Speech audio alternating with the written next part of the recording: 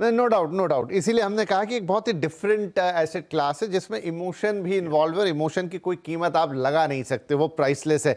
लेकिन अभिषेक जी, बड़ी एक अच्छी बात यहाँ शेखर भाई ने की, मैं आपसे समझना भी चाहूँगा। दो तरीके के लोग मैंने देखे। कुछ लोग हैं जो इंतज़ार करते हैं कि मेरी कैपेबिलिटी बने तो मैं ऐसा ही घर खरीदूँ और ऐसी ही जगह खरीदूँ। एक जो शेखर भाई ने कहा, बहुत सारे लोग मैंने ऐसे देखे कि वो ऐसा बहुत लंबा इंतज़ार नहीं करते।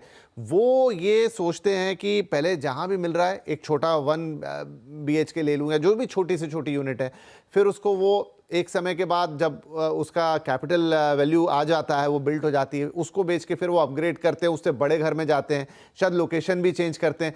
तो कौन सा तरीका ज़्यादा बेहतर है? ये धीरे धीरे 1 बाय 1 वाला तरीका, जहां आपने पहले छोटा लिया, फिर अपग्रेड करके बड़े में गए, फिर तीसरे में गए, या फिर आप सोच रहे हैं, इंतज़ार कर रहे हैं कि एक दिन वो मेरा वक्त आएगा, मैं खरीदूंगा? क्योंकि वैसे भी लोग बहुत हैं, इसलिए मैं उनके ऊपर भी डाउट नहीं कर रहा, हो सकता है वो भी कोई स्ट्रेटेजी हो। आप मुझे बताइए कि क्या बेहतर होता है। ओके, जैसे बोलते हैं ना कि one size doesn't fit all, ये डेफिनिटीज पे अप्लाई होता है। But before I answer that question, मुझे स्टेटिस्टिक्स से शेयर करना है why real estate is so important and why Vipin has to do more of these shows, right? Reserve Bank of India ने स्टेटिस्टिक्स पब्लिश किया था 3 साल पहले, अब तो वो बढ़ गया होगा। 3 साल पुराना स्टेटिस्टिक्स मैं आपसे शेयर कर रहा हूँ। The Indian wealth, house hold wealth, जो हिंदुस्तानी जितने भी हैं, जो उनका कलेक्टिव वेल्थ है, उसका 50% is in real estate, Vipin. Right. Stock market is only 7%. Gold is probably 15%. 50% is real estate. We need to have more shows like these because 50% is not a small number. Right. And this is RBI saying it. Right. बिल्कुल। Now coming to your question, एक हिंदुस्तानी अपनी जिंदगी में अगर lucky है तो एक बार ही घर खरीदता है। शेखर भाई ने एकदम सही कहा कि there are very few Abhishek Guptas who probably have the data या द मनी और whatever to invest in multiple properties, right?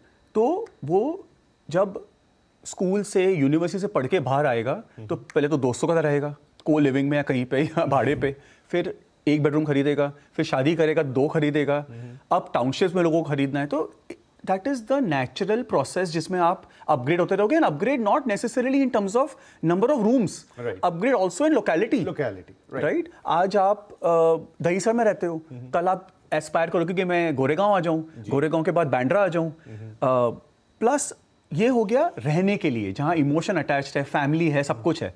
Second, अगर आप, God is kind to you, आपने अच्छी तरक्की करी and you want to invest, please do not invest in expensive homes, क्योंकि आज 1 रुपया का 2 रुपया होना और 2 का 4 रुपया होना पड़ेगा to get the same returns, right? ये 100% ग्रोथ। तो सो आप अगर डेटा देखोगे तो जो अंधेरी का प्राइस था 20 साल पहले और कांदिवली का था, Kandivali has come close to Andheri, but Andheri is probably not moved much, right? There is something called base effect. इसलिए मैं हमेशा बोलता हूं, मैं खुद बॉम्बे में रहता हूं, I love Bombay, but Bombay का ग्रोथ होना versus a Noida and Ahmedabad का ग्रोथ होना बहुत फर्क है। अभी नंबर्स में भी आया कि जो पिछले 4 साल में एक्स्ट्राऑर्डिनरी ग्रोथ आई है उसमें बॉम्बे स्टेडी रहा 5%, 7%, लेकिन आप नोएडा, अहमदाबाद, दूसरे शहर देखो, मल्टीपल टाइम्स में चले गए, आग सी लग गई मार्केट में। तो ये बात तो सही है शेखर भाई, लेकिन इसको कैसे समझे? देखिए, इस समय तो जो प्रॉपर्टी के नंबर जिनको देख के हम खुश भी होते हैं या वो हेडलाइंस बनती हैं, वो ज़्यादातर आ रहे हैं प्राइम प्रॉपर्टी में। प्राइम प्रॉपर्टी बहुत बिकी, महंगे घर बहुत बिके, उन्होंने हेडलाइंस बनाई, उन्होंने चारों तरफ हल्ला मचाया। लेकिन जैसा अभिषेक कह रहे हैं कि उसमें आपको ग्रोथ आना या उसमें रिटर्न आना, क्योंकि ऑलरेडी वो बहुत ज़्यादा प्रीमियम पर है। अब वो लोकेशन का प्रीमियम है, प्रॉपर्टी का प्रीमियम है, ब्रांड का प्रीमियम है, और एक है कि जहां आप कंपैरेटिवली एक मिड या अफोर्डेबल वाली चीज़ लेते हो, उसमें ग्रोथ के ज़्यादा चांसेस होंगे। आप क्या कहेंगे?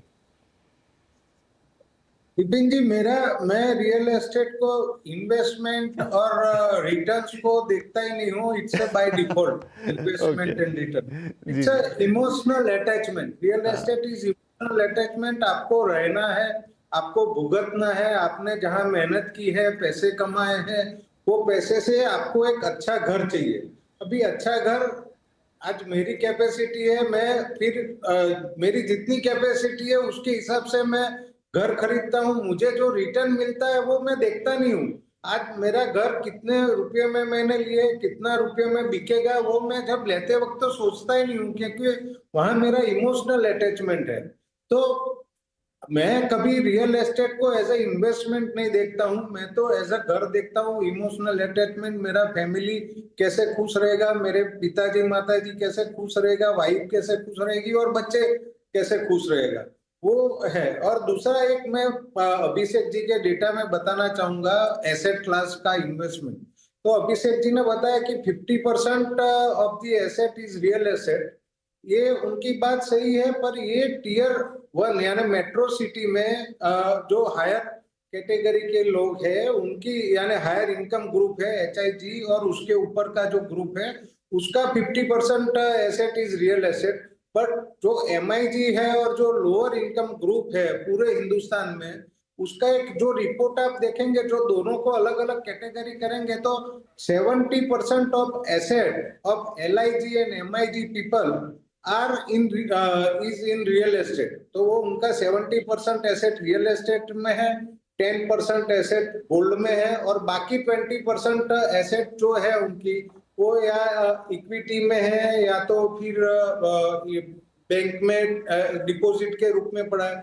तो आज भी इंडिया का 70% एसेट रियल एस्टेट है और 10% गोल्ड है। तो 80% of the asset of India is real estate and gold. और ये साल ऐसा है कि सबको इसमें रिटर्न अच्छा देखने को मिला है, गोल्ड में भी अच्छा रिटर्न देखने को मिला है, और रेसिडेंशियल रियल एस्टेट में भी अच्छा रिटर्न देखने को मिला है। तो इसीलिए आज इस साल की दिवाली मेरे हिसाब से इतने सालों में सबसे अच्छी दिवाली जाएंगी लोगों को, क्योंकि उनको वो बेचना नहीं है, पर एक नोशनल वैल्यू बढ़ी हुई है, तो that gives the happiness to the family.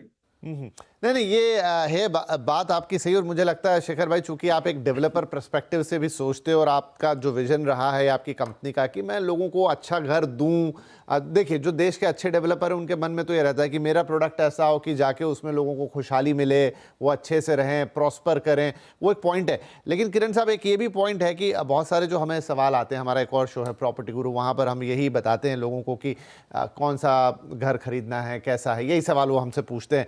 तो जो भी घर खरीद रहा होता है, कहीं बैकड्रॉप में ये तो उसके मन में रहता ही रहता है कि यार ये इलाका कैसा। 2-3 सवाल कॉमन है कि मैंने ये फला प्रॉपर्टी आइडेंटिफाई की, अब जरा ये बताइए डेवलपर कैसा है, ये इलाका कैसा है और मुझे इस पे रिटर्न कितना मिलेगा। तो मन में कहीं ना कहीं बैकड्रॉप में वो सवाल आते हैं कि यार कैसे मतलब इस पे बढ़िया रिटर्न बने।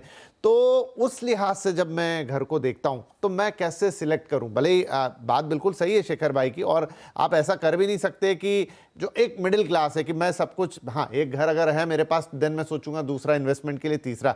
लेकिन बहुत सारे हैं जो तो पहले ही घर ले रहे होते हैं, तो वो क्या देखे, वो क्या समझे, वो कैसे इस चीज को वो आइडेंटिफाई करे जहां पर उसकी नीड तो पूरी हो लेकिन साथ में उसको वो जो रिटर्न वाला क्वेश्चन है वो भी अच्छा मिले।